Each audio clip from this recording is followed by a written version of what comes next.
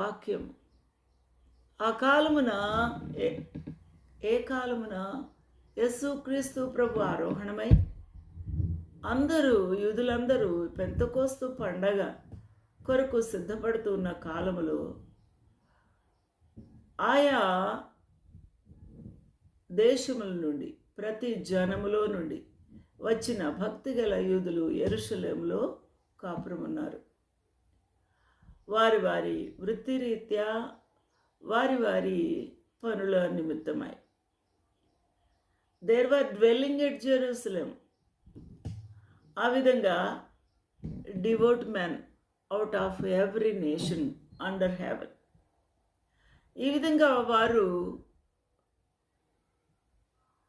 గుంపులు గుంపులుగా ఆయా దేశాల నుంచి తరలి వచ్చి ప్రతి మనుష్యుడు అక్కడ ఉన్నారు.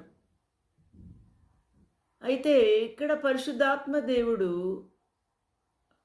వీరిని దర్శించిన విధానం, వీరిని అగ్ని లాంటి జ్వాలలతో తాకిన విధానము, అతి వేగముగా వీచు బలమైన గాలి వంటి ఒక శబ్దము ఆకాశము నుండి అకస్మాత్తుగా వచ్చి వారు కూర్చుండి ఉన్న చోట ఇల్లంతా నిండి అగ్ని జ్వాలల వంటి నాలుకలు విభాగింపబడినట్టుగా వారికి కనబడెను.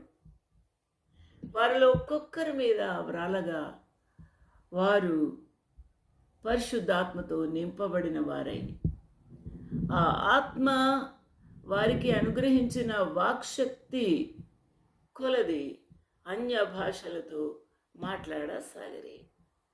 అన్య భాషలతో అనగా ఆయా దేశములలో నుంచి వచ్చిన యూదుల యొక్క భాషలో ఈ యొక్క అన్యులు అయిన అపోస్తలులు గలిలయులు మాట్లాడుతూ ఉన్నారు. ఒకరి మాట ఒకరికి అర్థమవుతూ ఉంది. ఈ విధంగా జరిగినప్పుడు అక్కడ ఆశ్చర్యం జరిగింది. అక్కడ అనేకులు ఆయా భాషలు మాట్లాడేవారు, ఆయా దేశం నుంచి వచ్చిన వారు ఉన్నారు. వీరు ఎక్కడెక్కడి నుంచి వచ్చి ఉన్నారో మనం నిన్నటి పాఠంలో చూసాం. మాదీయులు, పార్థీయులు, మెసొపొతేమియా, యూదయ, కప్పదోకియా, పెంతు, ఆసియా, ఫ్రుగ్రియా, పంపులియా, ఐగుప్తు అను దేశము నుండి కురేనే దగ్గర లిబియా ప్రాంతంలో ఎందుకు కాపురం ఉన్నవారు, రోమా నుండి పరవాసులుగా వచ్చిన వారు, యూదులు, యూదా మత ప్రవిష్టులు, క్రేతీయులు,